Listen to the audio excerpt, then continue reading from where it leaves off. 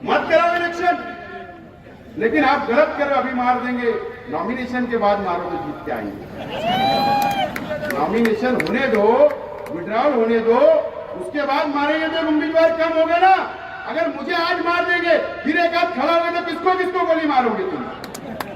किसको? मुस्तकीम को मारोगे? शान को मारोगे? किसको मारोगे? मेरे भाई को मारेंगे जाजपीर को? के लिए ठीक नहीं है, बिरादरीवाद के लिए ठीक नहीं है, काला और गोरे के लिए ठीक नहीं है। ये हमारा एक शहर, एक ताकतवर शहर है, एक हिंदुस्तान के अंदर नाम रखता मस्जिद और मीनारों के शहर को तोड़ने की कोशिश मत करो मुफ्ती साहब। मैं आपसे हाथ जोड़ के अपील करता हूँ, हाथ जोड़कर अपील करता हूँ मुफ्ती साहब। इन यतीमों के सर पर हार फेरने के लिए ये 7 लाख की आबादी है। यतीम के ऊपर हाथ रखेंगे ये, और इनकी दुआओं से इंशाअल्लाह असेंबली में पहुंचूंगा, और ये शहर की भी और ये महाराष्ट्र की भी नुमाइंदगी करूंगा। मैं आज तो आपको कसम खाकर बोलता हूं, नहीं डरेगा। कर लो फैसला, निकल जाओ मुस्तकी से। तैयार हूं, मैं तैयार हूं। ना हमने कभी पहले डरे, ना आज डरे, और ना कल डरने वाले हैं। फैसला आपको करना है, शहर को करना है। मुझे बताओ बताओ,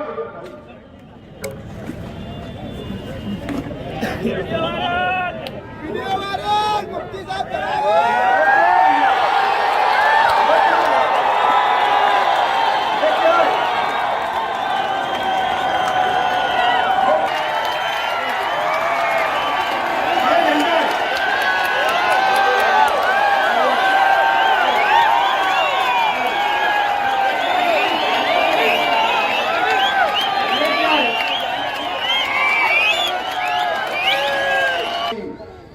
अगर उस पर कानूनी कार्रवाई करना है, पुलिस को केस करना है, अगर सेंट्रल गवर्नमेंट को केस करना है तो पहले अपनी पॉलिसी तब्दील करो। ये शेख आशीर्वाद तुमको बोलता है। उसके बाद मेरे ऊपर कार्रवाई करना।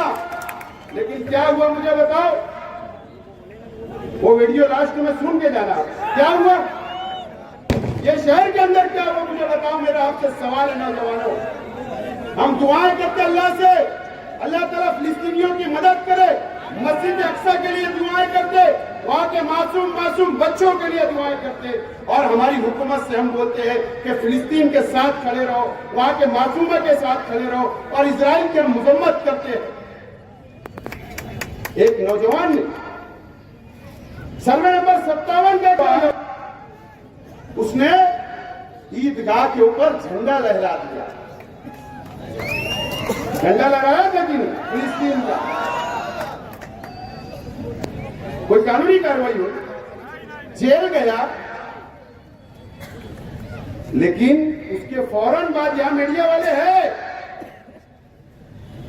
उन्होंने शहर के एमएलए से पूछा, इंटरव्यू लिया। बोले एमएलए साहब, एक बच्चे ने यहां पर, नौजवान ने फिलिस्तीन का झंडा लहराया, तो आपका क्या बोलना है? बोले मेरे उससे कोई ताल्लुक नहीं। क्या बोले? मेरा उससे कोई ताल्लुक नहीं। मुझे बताओ, अगर एक एमएलए एक नौजवान के साथ खड़े नहीं रह सकता, तो ये 7 लाख आबादी का कैसे खड़े रह सकता है? ये फैसला आपको करना है, ये शहर को करना है। उस माँ बहनों को सोचना है, वो बुजुर्गों को सोचना जो ताज्जुब में उठकर फिलिस्तीन के लिए दुआएं करते हैं, मस्जिद अक्सा के लिए दुआएं करते हैं, उनको सोचना है। अगर एक झंडा लेकर एक नौजवान के साथ नहीं खड़े रह सकते, शहर के एमएलए उसकी हिमायत में नहीं बोल सकते, तो वो तुम्हारे लिए क्या खड़े रहेंगे? ये सवाल तुम्हारे सामने है, शहर के नौजवान। ऐसा आपको करना। मुझे गोली लगने से अगर आपको एमएलए की चेयर मिलती है तो मुबारक हो। आप बता देना कहां पर आना, इंशाअल्लाह ये शेख आसिफ आकर खड़ा रहेगा आपके सामने। बता दो वक्त का एड्रेस पता, आप बताना, मैं आने के लिए तैयार हूं। काहे के लिए इलेक्शन करवा रहा? मार दो एक गोली। आपको सरकार ने लाइसेंस दिया, आपको मत कराओ इलेक्शन, लेकिन आप गलत कर अभी मार देंगे, नॉमिनेशन के बाद मारोगे जीत के आएंगे। नॉमिनेशन होने दो, विड्रॉल होने दो, उसके बाद मारेंगे तो उम्मीदवार कम हो गए ना। अगर मुझे आज मार देंगे फिर एक आध खड़ा होगा तो किसको किसको गोली मारोगे तुम? किसको? मुस्तकीम को मारोगे? शान को मारोगे? किसको मारोगे? मेरे भाई को मारेंगे, जाजपीर को?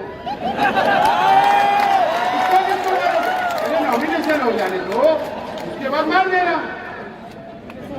क्या होगा? इलेक्शन ही नहीं होगा, तुम तो चुन के आ जाओगे। वन साइड काय को 1.5 लाख की बात कर रहे हो? वन साइड मार देना। लेकिन ये शहर को बचाने की जिम्मेदारी दोस्तों आप लोगों की। मैं दिलाऊंगा आजादी आपको, ये फिरका परस्तों से आजादी दिलाने का काम शेख आसिफ करेगा। ये नितेश राणे से आजादी दिलाने का काम शेख आसिफ करेगा। जो हुजूर की शान में गुस्ताखी करेगा, मैं उनसे आपको आजादी दिलाने का काम करूंगा असेंबली के अंदर जाकर। इस शहर को आजादी चाहिए। ये शहर गुलामी की जिंदगी जी रहा है 2-2.5 सालों से, और ये भी दादा भूसे के साथ मिलकर गुलाम बनाने का काम ये शहर के एमएलए साहब ने किया। समझो, मुझे बताओ क्या कमी है? सोलार अगर मैंने मंजूर किया, 110 मसाजिद का, मदरसे का सोलार सिस्टम अगर 5 करोड़ रुपया लाकर मैंने अगर मंजूर करवाया तो तुमको वो भी तकलीफ हो गई? बताओ, मैंने तमामी मस्जिद की ईदगाहों का वॉल कंपाउंड बनाया, जब भी आपको तकलीफ हुई? बताओ, अगर मैंने उर्दू घर बनाया तो भी तकलीफ हुई? फ्लाईओवर ब्रिज बनाया तो भी तकलीफ हुई?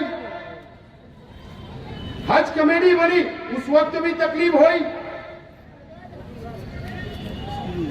जितने तामीरी काम मैं करता कि आपको तकलीफ हुई, ये जिम्मेदारी आपकी थी। तो मुफ्ती साहब आप बता दो कि मैंने फला मदरसे का 100 बाय 100 का वॉल कंपाउंड मंजूर किया, एक बता दो। चलो, तुम आलिम हो ना, मुफ्ती हो ना, तुम्हारी जिम्मेदारी नहीं थी? नहीं थी क्या? एक मदरसे का वॉल कंपाउंड नहीं बनाया आपने?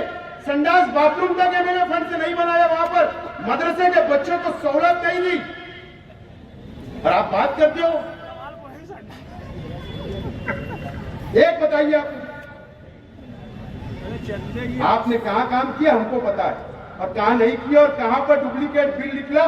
थोड़ा रुकिए, इलेक्शन अभी बाकी है, अभी बहुत मटेरियल तुम्हारा आने वाला है बाहर, बहुत मटेरियल आएगा मुफ्ती इस्माइल साहब, बहुत मटेरियल आने वाला है।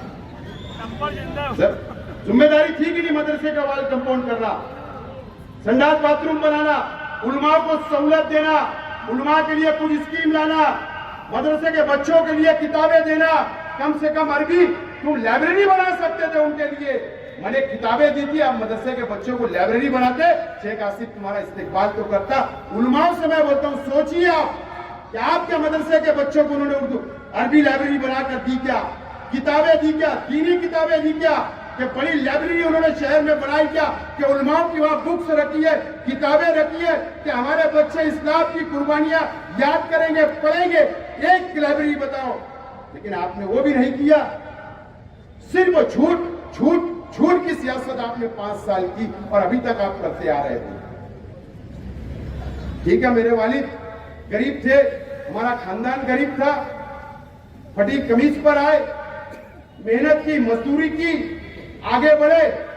जिस हाल में भी ये किताब खुली है, मुफ्ती साहब मैं आपको ये नहीं बोलना चाहता हूं कि आप कौन सी हीरो अड्डा पे घूमते थे। मैं ये नहीं आपसे सवाल करूंगा कि आप मौसमपुर में कौन से फीडर के पास बनाते थे। मैं क्या किले वाले अच्छी तरह का जानते। शुरू करूंगा तो मैं अहमदनगर तक चला जाऊंगा, खरड़ी तक चला जाऊंगा, जा सकता कहां कहां पर फिर सब माल फंसा है बता सकता।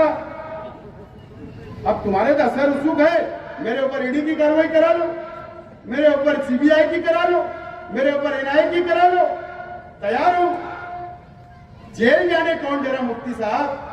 आपने हमेशा इस शहर के सियासी लोगों के बच्चों की कुर्बानियां ली, आपके बच्चों की कुर्बानियां कभी नहीं दी मुफ्ती साहब। आप बताओ, तुम्हारे बच्चों के ऊपर एक सादा एनसी हुआ क्या? सादा एक एनसी चैप्टर बनी क्या? जाकर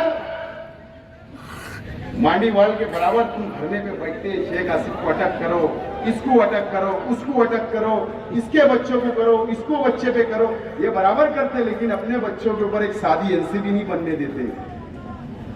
जरा जेल भेजो, जब समझ में आएगा कितनी तकलीफ होती।